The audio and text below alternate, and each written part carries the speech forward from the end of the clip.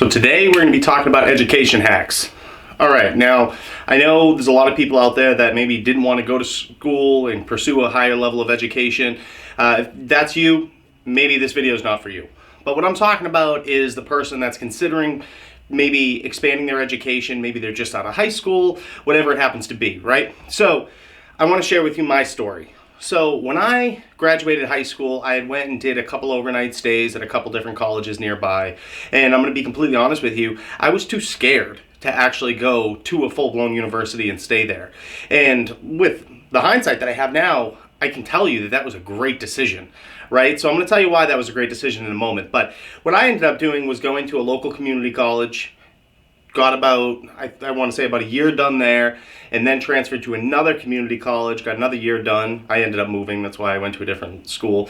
And then I ended up moving again and ended up transitioning to another school. All right, so now we got three. Completed my prerequisites there, so my first 2 years, and then I transferred those credits over to Suffolk University in Boston, where I graduated with a degree in business management and a minor in entrepreneurship. All right, so this whole circuit that I just talked about, I ended up coming out with about $24,000 in debt. Now, for anybody out there that knows about schools in Boston, Massachusetts, our prices for tuition are sky high. That particular school is about $30,000 per semester. So how did I come out the other end only paying $24,000? That's what we're going to be talking about today. So, first thing, when you're considering advancing your education out of high school, right? Firstly, congratulations, that's a great thing to do. It's going to improve your life in so many ways, even more so than just the education and maybe getting a better job. The discipline that it's going to teach you, man, translatable throughout all facets of your life. But you're in that position, you don't know what to do. Do you go stay at a 4-year school? Are your parents paying for it? In my case, my parents weren't paying for a thing, right? Or do you go the community college route? All right, so let's weigh up both options here. So option number one, you go to a 4-year university. All right, you go right into it. You got to think about dorms. You got to think about relocation costs, provided it is, in that type of geographical location where you do need to relocate. So we need to think about these additional costs and these additional expenses that we're taking on top of the tuition itself. Now, if you're in the position where maybe you got a scholarship for athletics or a scholarship for your academic performance, that's tremendous. Take full advantage of that. This video is predominantly directed at those that weren't afforded those luxuries, maybe because they didn't make the best decisions in high school.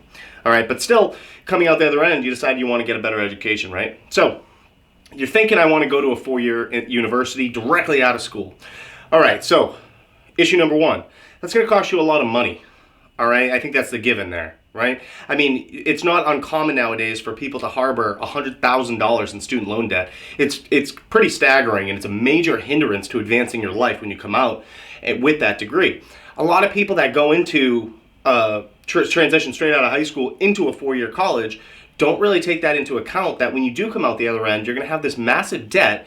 You're not going to be earning that much right away, and it could take you 5, 10, even 20 years to pay that debt off, all the while limiting your ability to progress in your life, maybe holding you back from getting a mortgage or maybe from paying off some credit card debt, whatever it happens to be, but it's going to be a major hindrance there, right? So, there's two types of people. One that just goes and does it mainly for the parties or mainly for just the social interaction, and there's the other folks that had the opportunity to go as a result of maybe their parents, for instance, right? There's a lot of different scenarios out there, but let's play on these two, right? So you really need to sit down and weigh out what's important to you. Is it important to pay to go to those parties, to live on a campus, to have your independence? Or is it more important to you to save that money and doing it a little bit more of a conservative route, taking that money that you saved and applying it to other things later on down the line? You see the distinction there? So you could come out the other end having low student debt or maybe no debt, or you can come out with this massive debt that you're going to have to pay off. All right, this is crippling people all over the country because of the amount of debt and not having a good understanding of how that's going to impact your life later on. Impulsively, when you graduate high school, you just want to go dive right into it. You're not really thinking about the financial repercussions that are later on down the line and what you're truly signing yourself up for, right? So what I want to tell you about is a couple hacks, all right, mainly two. First one is the community college route. If any of you are out there are considering going to a 4-year institution, I would strongly advise against it if possible, because you're going to be able to get that same education for your first 2 years, your freshman and sophomore year of college, because it's basic fundamental courses anyway, and it doesn't matter where you take them. All right, so you could, rather than pay $60,000 to a 4-year institution, you could go to a community college and maybe only pay a few $1,000s. All right, so that's benefit number one. By doing that, you're going to save and pocket a lot of money in the future that you can use for other things. Maybe a down payment on a house. Maybe pay for your wedding later on down the line if you are so inclined. Whatever it happens to be. But you're saving that money. All right? It's not going to be a sunk cost. It's not going to be this massive debt burden that you're going to have to carry with you for the next 20 years. All right? So let's say you go the community college route.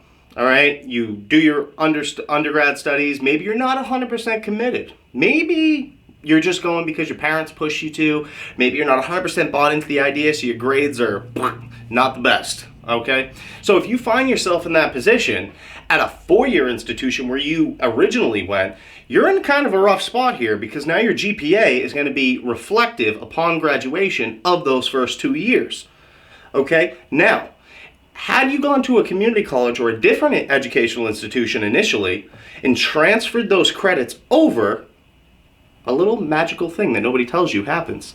Your GPA is reset. That's right. So, if you go from one school, transition to another, GPA gets reset.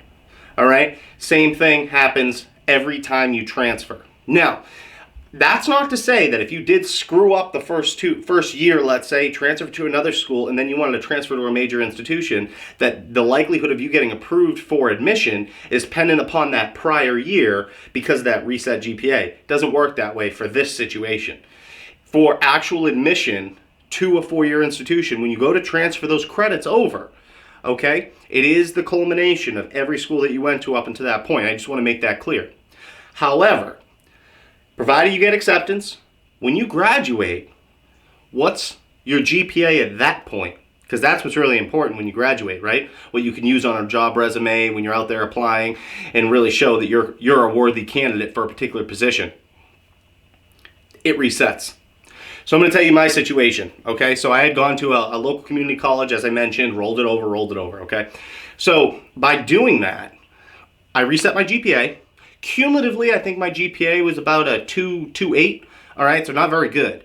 The only reason it was a 2.8, by the way, is because in the last year, I really picked it up because I acknowledged the fact that I did want to keep pursuing my education, and I was doing it for myself. Whole nother top video on that, but I was able to roll it over, all right, at a 2.8, and I was able to take advantage of scholarships and something called the mass transfer program. All right, take a look into your state, speak with your guidance counselor, speak with any representative at a local college, and I'm sure they could point you in the right direction to programs that are applicable for you. But in my situation, I took advantage of the mass transfer program. All right, so that entitled me to a massive reduction in tuition costs as a result of transferring in. So I was able to save a ton of money that way. All right, and that's also what I want to talk about here, is when you do transfer, all right, you're going to not only save money, you're going to be able to save your GPA if you're in a rough spot, all right? And your GPA is going to reset anyway, so think about that as you're going through and pursuing your education. Number one, save money. Number two, roll your GPA over. It will reset, and when you get that degree, you'll have a nice accolade on there. For myself, I did graduate cum laude with a 3.7 GPA, and had I factored in my GPA from the first two schools, probably wouldn't have been a 3.7. So I want you guys to think about that. Please comment, like, subscribe down below. Feel free to visit my website, RTBTransformations.com. I do offer personal training as well as personal development coaching. If you guys are interested, feel free to reach out. I do offer free consultations. And with that, I am out of here. See you later, guys.